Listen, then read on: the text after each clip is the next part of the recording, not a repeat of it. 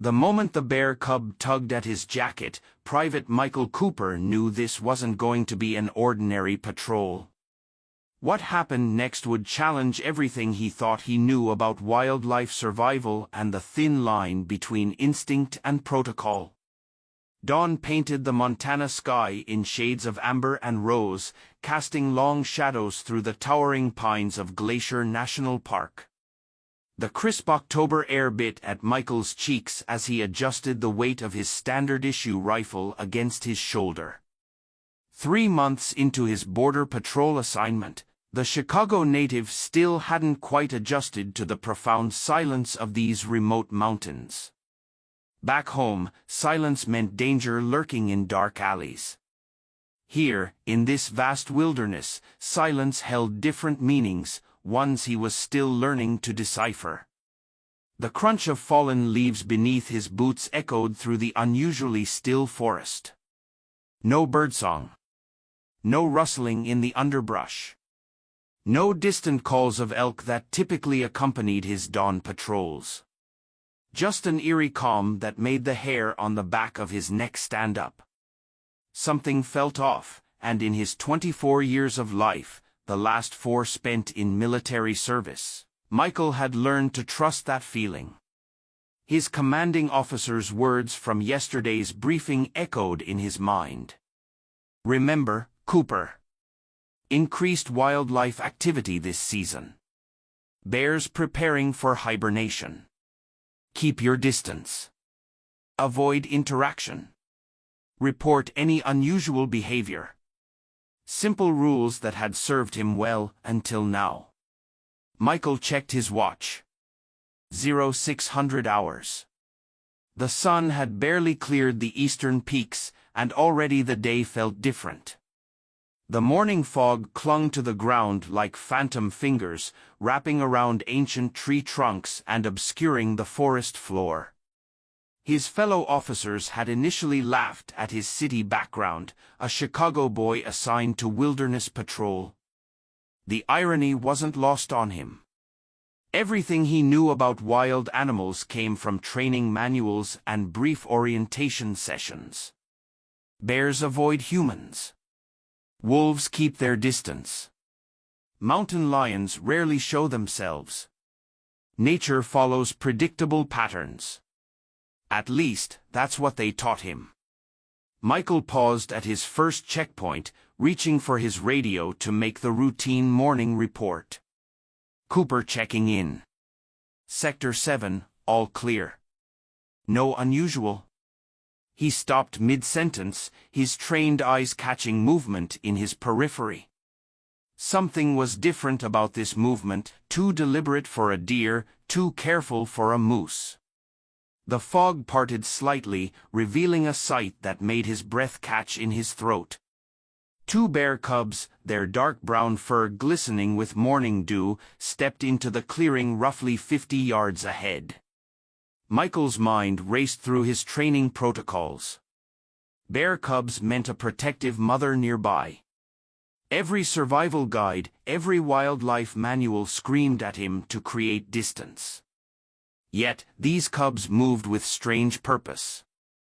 Instead of the playful wobbling typical of young bears, their movements carried an urgency that sent chills down Michael's spine.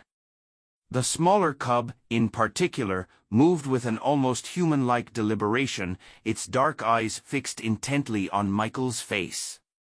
These weren't the random wanderings of lost cubs. They moved as if driven by something more profound than simple animal instinct.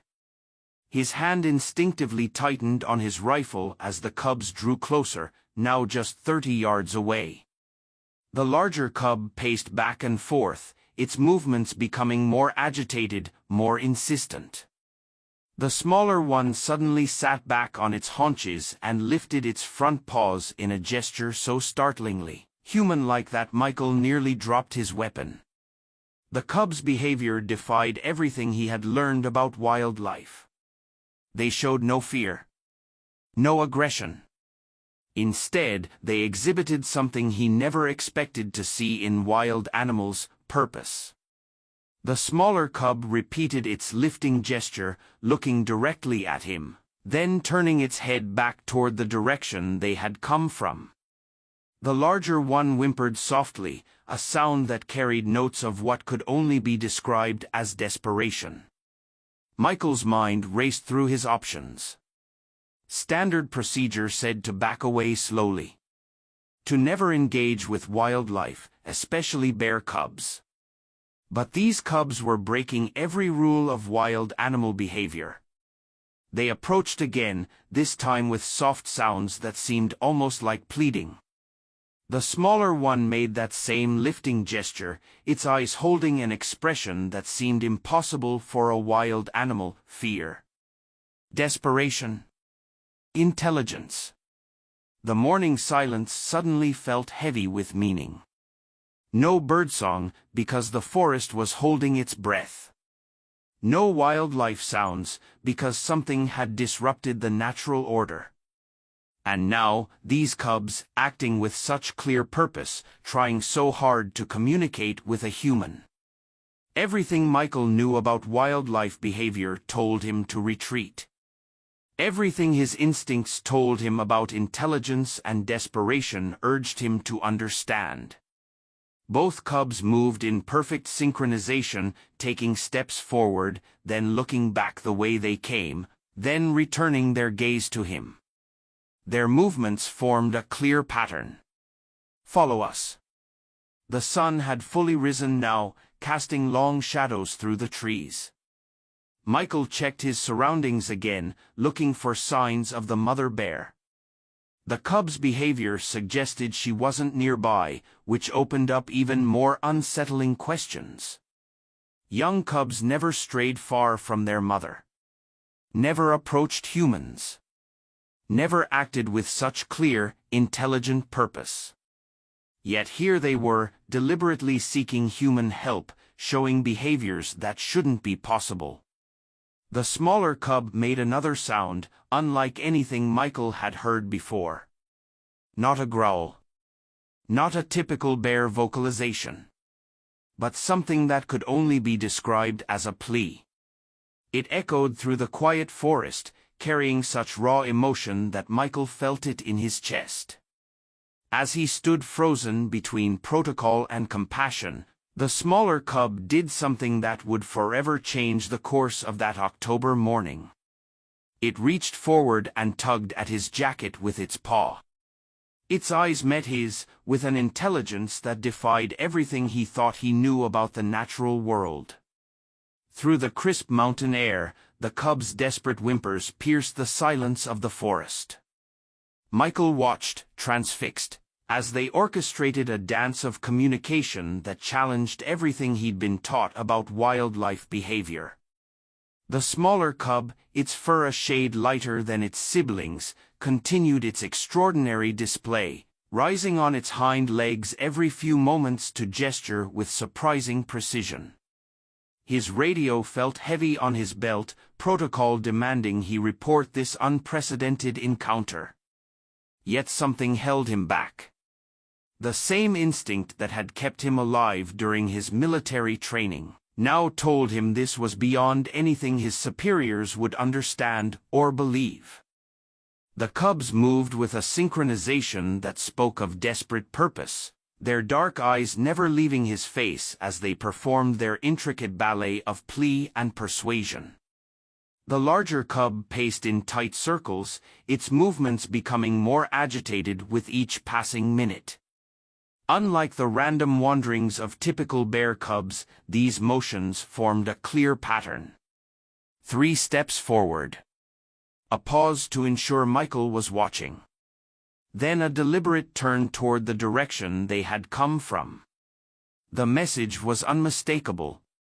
Time was running out for whatever they were trying to show him. "This is impossible," Michael muttered, his breath visible in the cool morning air. Everything in his training manual warned against this moment. Bears were supposed to be predictable. They either fled from humans or, in the case of mothers protecting cubs, showed aggression. These cubs displayed neither response. Instead, they exhibited a level of intelligence that sent chills down his spine. The smaller cub suddenly changed tactics, approaching even closer. At 15 feet away, close enough for Michael to see the intelligence burning in its eyes, it sat back and lifted both paws in that eerily human-like gesture. Its sibling positioned itself slightly behind, watching the forest behind them with nervous glances. They were making themselves vulnerable, breaking every rule of wild animal behavior. Michael's hand moved to his radio for the 4th time. And for the 4th time, he pulled it back. How could he possibly report this? 2 bear cubs attempting to communicate that human assistance was required? It sounded absurd even in his thoughts. The smaller cub's eyes followed his movement, showing an understanding of human gestures that should have been impossible. As if sensing his indecision, the cub rose again, this time turning completely around and taking several determined steps in the direction it had come from. It stopped, looked back at Michael with an expression that could only be described as pleading, then repeated the movement. The message was becoming more insistent. Time was clearly a factor in whatever drove these cubs to seek human help. The morning sun had risen higher, burning away the last wisps of fog that clung to the forest floor. Michael checked his watch again. Nearly 40 minutes had passed since this extraordinary encounter began. The cubs showed no signs of giving up, their dedication suggesting something of tremendous importance driving their actions. Wild animals, especially young bears, never maintain such prolonged contact with humans, yet these cubs seemed willing to break every rule of nature to get their message across. Their fur was ruffled in places, suggesting a difficult journey. Despite their purposeful movements, Michael could detect signs of exhaustion in their bearing. These cubs had been traveling for some time, driven by something urgent enough to override their natural fear of humans. The larger cub had begun making soft whimpering sounds, unlike anything Michael had heard in his training videos about bear behavior. The sound carried notes of urgency and distress that transcended species barriers. Years of training and protocols fought against the growing certainty in Michael's mind. Every manual, every guideline, every rule of wilderness interaction said to avoid following wildlife, especially bears. But these cubs had shattered every preconception about wild animal behavior. Their actions showed not just intelligence but reasoning, not just instinct but purpose. They weren't just moving randomly, they were trying to lead him somewhere. The smaller cub approached again, this time coming within arm's reach. It repeated its lifting gesture, eyes locked with Michael, conveying a message that transcended language. Behind it, its sibling paced with increasing agitation, glancing repeatedly in the direction they clearly needed to go. Their coordinated efforts spoke of an intelligence that defied conventional understanding of wildlife behavior. Michael felt the moment his resistance crumbled. These cubs had demonstrated more intelligence and determination than he had ever thought possible in wild animals. They had maintained their focused attempt at communication far longer than any natural behavior would explain. Whatever drove them to seek human help had to be significant. Taking a deep breath, he took one step in their direction. The reaction was immediate and astonishing.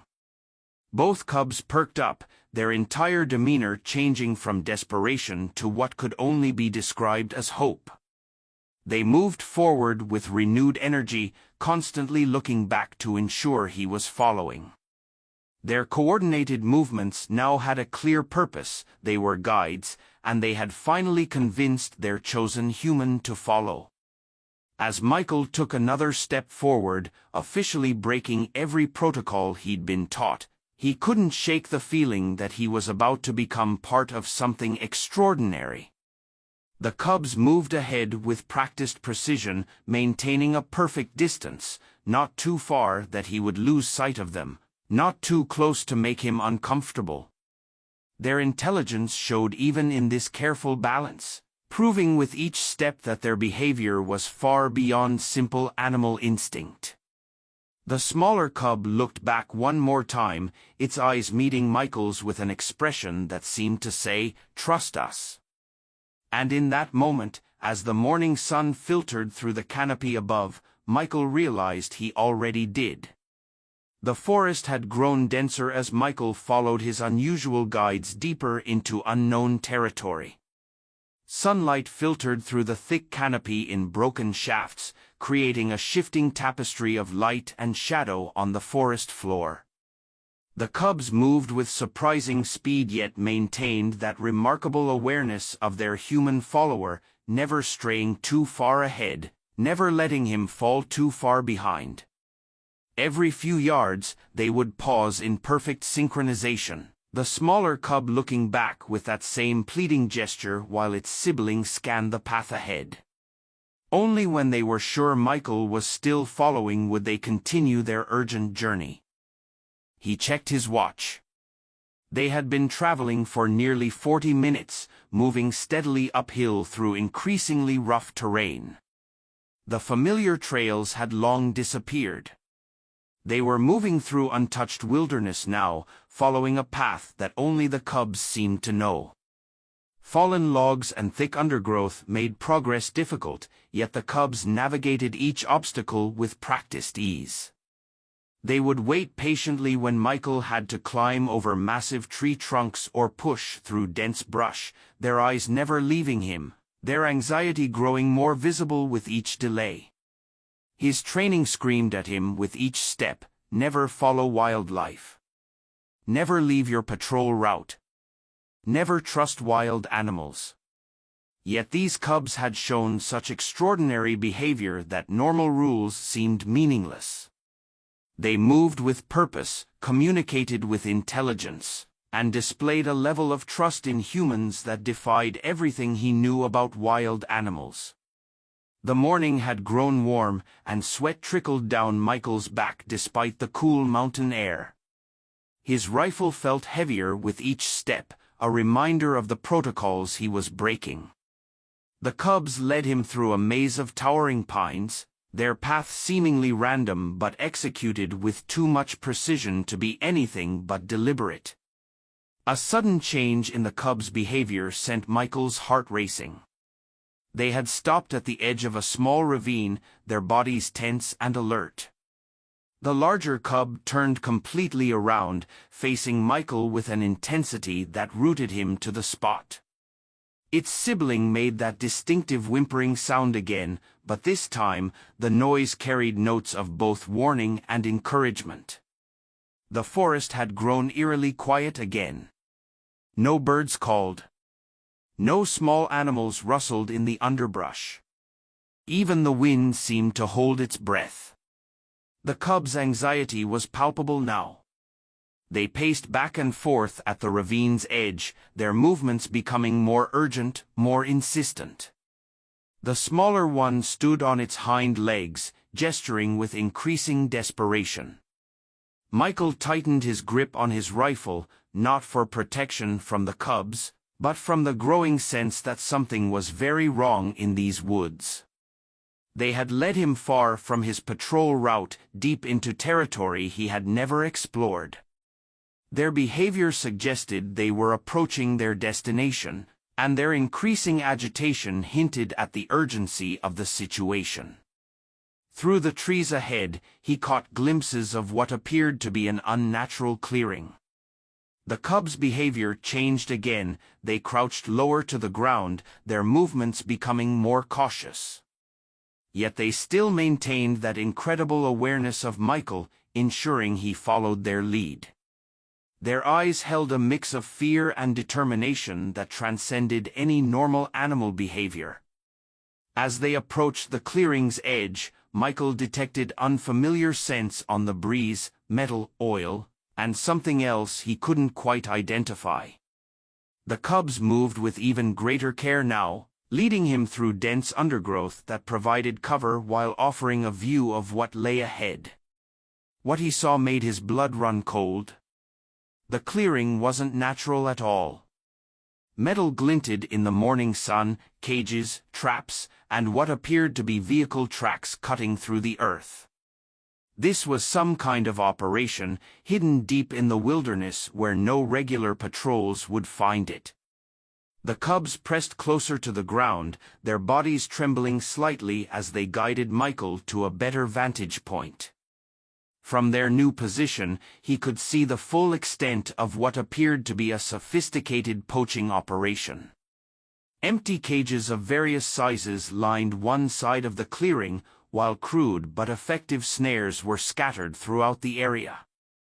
The ground bore the scars of frequent vehicle traffic, and a makeshift shelter stood at the far end, partially concealed by camouflage netting.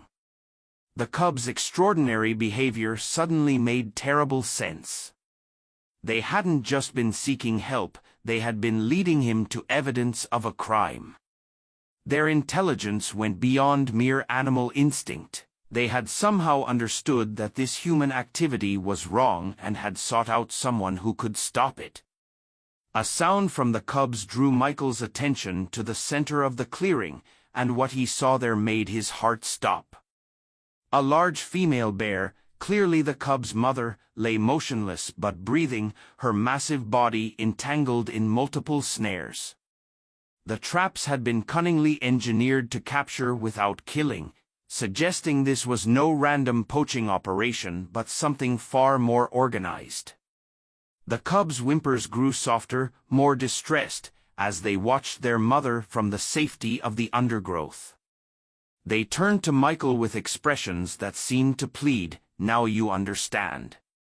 Their incredible journey, their breaking of every natural instinct, their trust in a human, it had all been for this moment, this revelation. Michael reached for his radio, then froze as an engine sound echoed in the distance. The cubs tensed immediately, their behavior indicating they recognized the threat. Through the trees, he could see dust rising from what must be a concealed access road. Vehicles were approaching. The poachers were returning. Time was running out. The small family had placed their trust in him, defying every natural instinct to seek human help. Now that trust would be tested as Michael faced a decision that would change multiple lives forever. As he watched the cubs huddle closer together, their eyes never leaving their mother's form, he knew there was only one choice he could make. The forest held its breath, waiting to see what would happen next. The rumble of approaching vehicles grew louder as Michael crouched lower in the dense undergrowth. The cubs pressed against the ground beside him, their bodies trembling slightly, but their eyes remained fixed on their trapped mother. The morning sun now fully illuminated the clearing, revealing more disturbing details of the sophisticated poaching operation. From his concealed position, Michael could see into the makeshift shelter more clearly. Maps covered one wall, marked with dozens of red dots that represented trapping locations. This wasn't just one site, it was an entire network stretching across both sides of the border. Scattered papers and equipment suggested a professional operation that had been running for years. The mother bear stirred slightly, her dark fur matted with blood where the snares had cut into her flesh. The traps had been deliberately designed for live capture, a detail that made Michael's stomach turn. These weren't ordinary poachers looking for quick profits. They were wildlife traffickers, capturing animals alive for the exotic pet trade or worse. Two large trucks emerged from the concealed access road, their engines growling as they maneuvered into the clearing. 6 men climbed out, all heavily armed, moving with the precision of professionals who had done this many times before. They spoke in low voices, checking the perimeter before approaching the trapped bear. The cubs pressed closer to Michael, showing remarkable trust despite their obvious fear. The smaller one made that pleading gesture again but now stayed silent, seeming to understand the need for stealth. Their intelligence continued to amaze him. They weren't just seeking help, they were actively participating in their mother's rescue. Through the undergrowth, Michael could hear snippets of conversation. The men spoke multiple languages, switching between English, Russian, and something he didn't recognize. They discussed transport arrangements and buyer expectations, their casual tone suggesting this was routine business for them.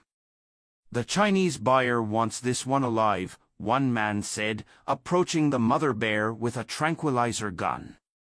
"Premium price for a breeding female." Moving carefully, Michael edged closer to the shelter, keeping to the shadows. The cubs followed his lead, their movements almost silent. Inside, he found more evidence of the operation's scale. Financial records showed transactions worth millions of dollars: bears, wolves, mountain lions, all captured alive and shipped to the highest bidders.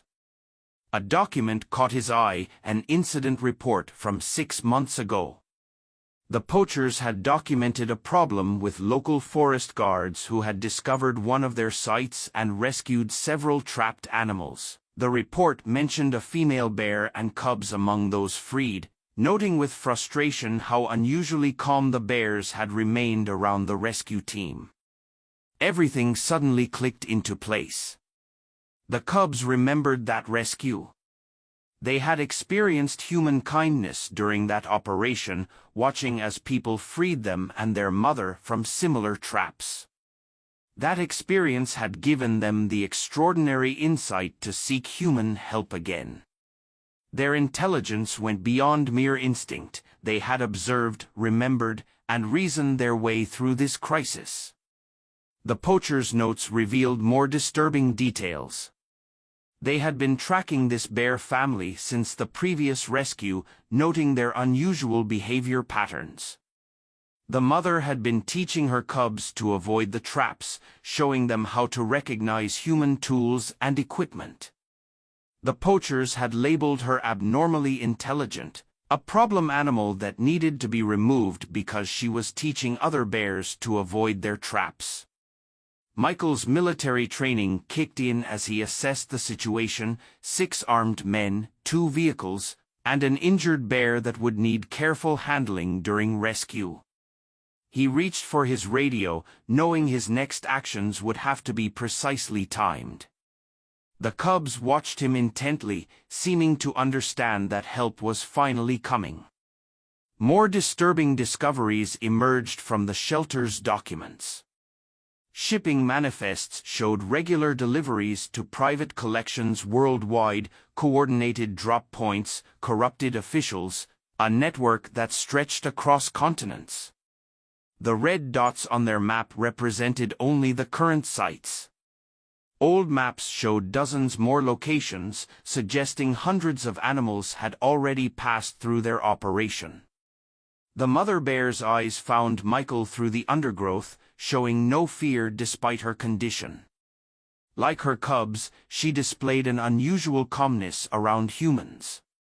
Instead of aggression, her gaze held something that looked remarkably like trust, even as the poachers prepared their equipment around her. The cubs moved between their mother and Michael, their behavior now focused on showing him the snares that held her. Their intelligence in this moment was staggering. They not only understood the source of the problem but were actively showing him what needed to be fixed. The smaller cub pointed repeatedly at specific snares, displaying a level of comprehension that would challenge everything scientists thought they knew about animal intelligence. Michael's hand moved to his radio, but he froze at a new sound from the access road. More vehicles were arriving, reinforcements for the poaching team. The cubs tensed immediately, their behavior indicating they recognized the increased threat. Time was running out. The documents had revealed one more crucial detail: these men were part of a larger syndicate, and they wouldn't hesitate to use lethal force to protect their operation. Michael knew his next move would have to be perfect. The lives of this remarkable bear family and the future of countless other animals depended on what he did in the next few moments. As he prepared to make his move, the smaller cub touched his arm gently with its paw, its eyes meeting his with an expression of complete trust. In that moment, Michael understood that he wasn't just fighting to save one bear family. He was standing at the crossroads of something much larger, something that would challenge humanity's entire understanding of wildlife intelligence and the bonds possible between species. The forest held its breath as Michael reached for his radio one final time, knowing his next words would set in motion events that would change everything. A light breeze rustled through the trees as Michael pressed his radio's transmission button, his voice steady despite the gravity of the situation. "Base, this is Cooper. Code red at coordinates 48.7 degrees north, 113.8 degrees west. Suspected wildlife trafficking operation discovered. Request immediate backup and wildlife service support. Over." The response was immediate, crisp, and professional. "Copy that, Cooper. All units responding. Hold position and maintain surveillance. Over." The cubs remained perfectly still beside him, their behavior suggesting they understood the need for absolute silence. The poachers continued their preparations, unaware of the net that was about to close around them. Michael watched as they readied transport cages and prepared tranquilizer darts, his mind racing through tactical possibilities. Years of military training had taught him to analyze situations rapidly. 6 armed men in the clearing, 2 more arriving with the additional vehicles. The mother bear lay in the center, multiple snares restricting her movement.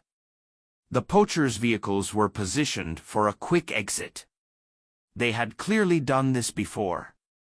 5 minutes out, crackled his radio, barely audible. Multiple units converging. Michael's attention shifted to the mother bear. Despite her injuries, she remained remarkably calm, her eyes moving between her cubs and the approaching poachers. The documents had described her as abnormally intelligent, and now he understood why. She wasn't just enduring her captivity, she was waiting, observing, processing everything around her with an intelligence that defied conventional understanding. A sudden commotion drew everyone's attention. One of the poachers had noticed signs of disturbance in the undergrowth where the cubs had led Michael. "Check the perimeter," he barked in heavily accented English. "Something's been through here recently." The cubs pressed closer to the ground, their bodies trembling slightly but maintaining perfect silence. The smaller one looked at Michael with those impossibly intelligent eyes, seeming to ask if they should move. He placed a gentle hand near them, signaling them to stay put. Their immediate understanding of his gesture added another layer to their extraordinary behavior. Boots crunched on leaves as 2 poachers approached their position.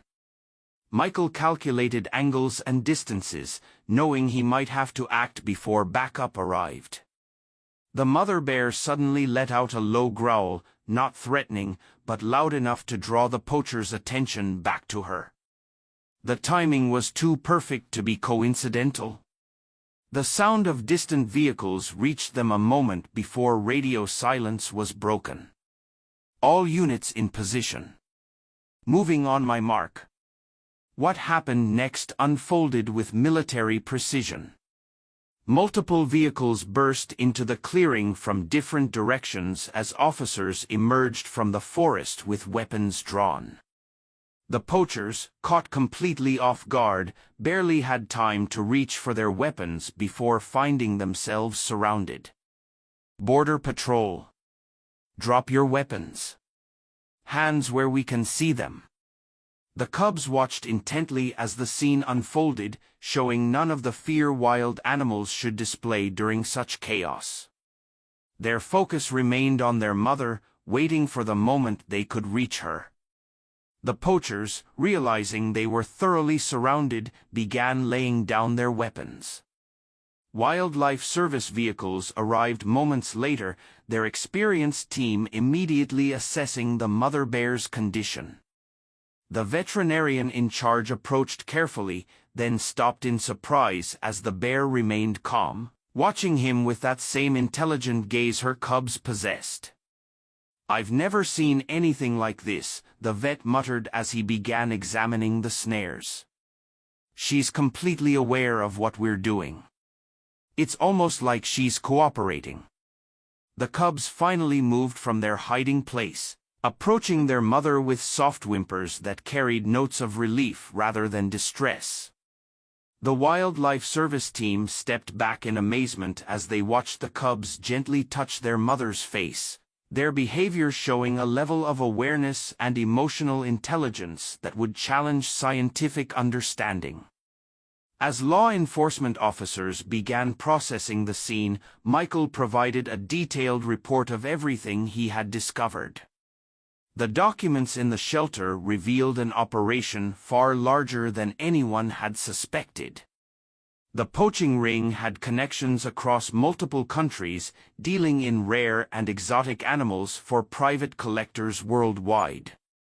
The mother bear's rescue became a delicate operation.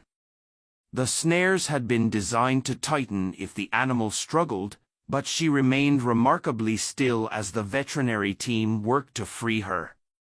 The cubs stayed close, occasionally making soft sounds that seemed to reassure their mother. Their coordinated behavior continued to astonish everyone present. "These bears have completely rewritten everything I thought I knew about wildlife behavior," the lead veterinarian commented as he treated the mother's wounds. "The way they sought human help, led you here, and are now facilitating their mother's rescue, it's unprecedented." The investigation team discovered more evidence with each passing moment: financial records, shipping manifests, customer lists. The operation had been making millions trafficking exotic species.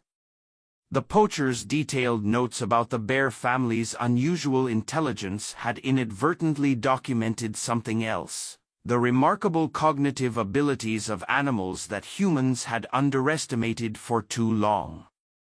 As the mother bear was finally freed from the last snare, she rose slowly, testing her injuries. The cubs pressed close to her sides, their family reunion witnessed by amazed officers and wildlife experts. Instead of immediately fleeing into the forest, the bears remained for a moment, their eyes finding Michael among the gathered humans.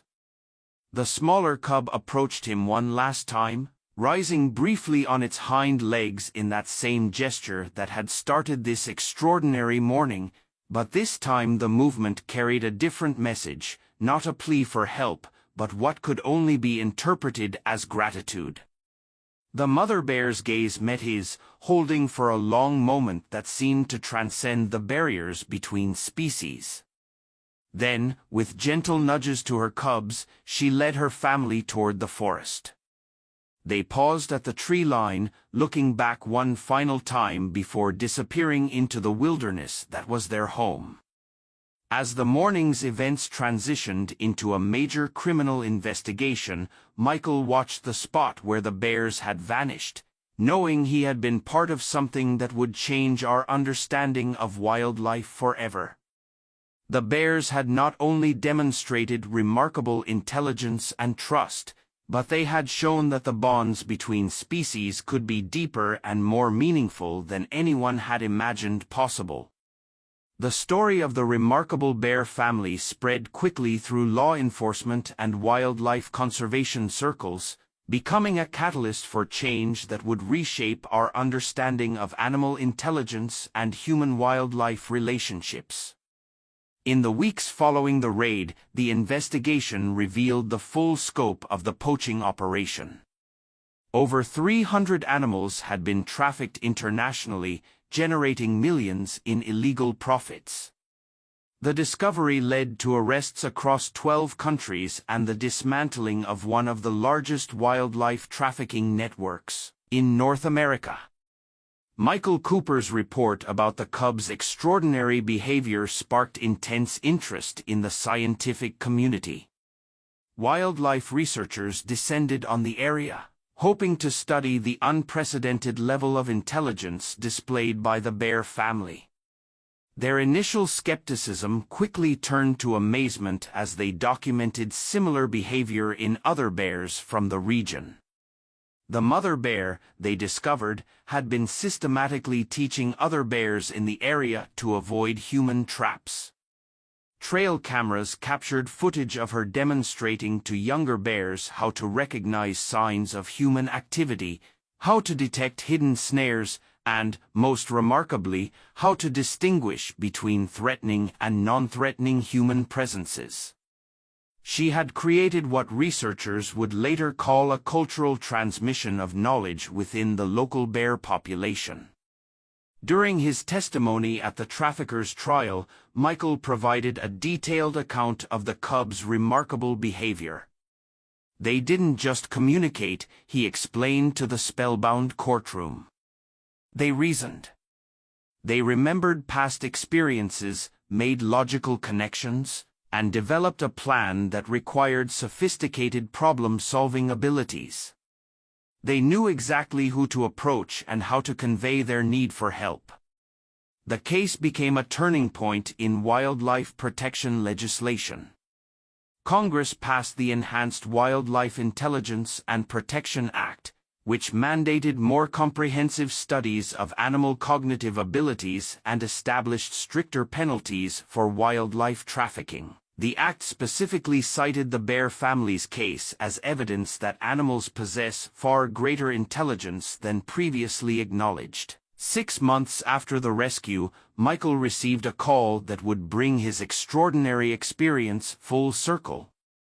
Wildlife officials had been monitoring the bear family, observing as they returned to their natural patterns while maintaining their remarkable behaviors. The mother's wounds had healed completely, and she had resumed her role as what researchers now called a teacher bear, sharing her knowledge with others of her species. On a crisp spring morning, Michael returned to his patrol route, this time accompanied by a wildlife research team. As they approached the area where he had first encountered the cubs, movement in the underbrush caught their attention. The mother bear emerged, her cubs now noticeably larger but still showing that same extraordinary awareness that had amazed him months ago. Instead of retreating, the bear family maintained a respectful distance while clearly acknowledging the human presence. The researchers watched in amazement as the mother demonstrated behaviors never before documented in wild animals. She actively showed her cubs how to interact safely with humans, teaching them to recognize uniforms and distinguish between different human activities. What we're witnessing, the lead researcher explained, is nothing short of revolutionary. These bears have developed a sophisticated understanding of human behavior and are actively passing this knowledge to the next generation. It's forcing us to completely reevaluate our understanding of animal intelligence. The poaching raid had led to more than just criminal arrests. The discovered documents provided unprecedented insight into wildlife trafficking networks, leading to the creation of an international task force dedicated to protecting endangered species. Michael was offered a position as a liaison between Border Patrol and Wildlife Services, his unique experience making him invaluable in developing new protocols for human-wildlife interaction. The bear family's story became the subject of numerous scientific papers and sparked a global conversation about animal consciousness. Researchers documented similar instances of intelligent behavior in other species, suggesting that animals possess far greater cognitive abilities than humans had previously recognized.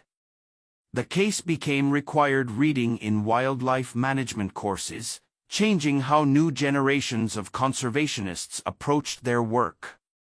Research teams studying the area's bear population made another remarkable discovery.